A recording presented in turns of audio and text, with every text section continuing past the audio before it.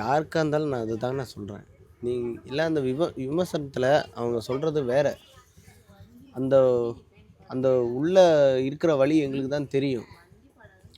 இனிமே வந்து என்னைய திட்டுற மாதிரி இனி வேறு யாரையும் எதுவுமே பேசாதீங்க.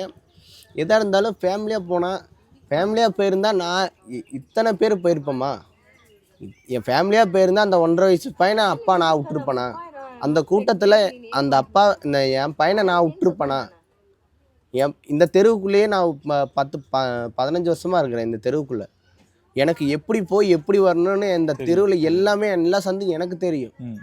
எப்படியாவது என் பையனை அந்த இத்துணூண்டு பையனை என் பையனுக்கு போன வருஷம் இதே டைமில் நாங்கள் இந்த பெருமாள் கோயிலுக்கு போகலான்னு பெங்களூர்லேருந்து நான் ஊருக்கு வரேன், கரூருக்கு வரேன், இந்த சேலத்துக்கு வரேன்.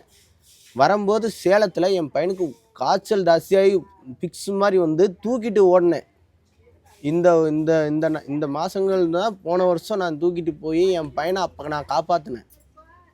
தூக்கிட்டு போய் அடுத்த நிமிஷம் அவங்க அம்மாவுக்கு என்னென்னு தெரியல, பையன் வெடுக்குங்கிறான்னு தான் என்னோட மனைவி அவங்களோட தங்கச்சி வந்து மாமா என்னமோ பாருங்க மாமா அந்த பையன் ஏதோ இப்படி பண்ணுறாங்க மாமான்ட்டு ஆப்போசிட்டில் இருந்து ஒருத்தவங்க வேகமாக வந்து வண்டி எடுத்துகிட்டு போய் அந்த பையனை நான் இதே கையிலார எப்படி நான் வீடியோவில் தூக்கிட்டு வந்தோன்னா அந்த மாதிரி என் பையனை தூக்கிட்டு போய் சேலம் ஜிஹெச்சில் வச்சு உயிரை காப்பாற்றணும். நாங்கள் அந்த மாதிரி நாங்கள் காப்பாற்றி எடுத்துகிட்டு வந்து இந்த மாதிரி கொண்டு போய் கொடுக்கணுன்னு எங்களுக்கு வந்து அந்த உயிரை காப்பாற்றும் போது எனக்கு வந்து அதே நாள் இந்த என் பையன் உயிர் போகுதுன்னா என் பையனை நான் இருந்திருந்தேன்னா காப்பாற்றிருக்க மாட்டேன் நான். அதுதான் என்னோடய கருத்து. என் பையனை எனக்கு தெரியும் எப்படி காப்பாற்றணும்.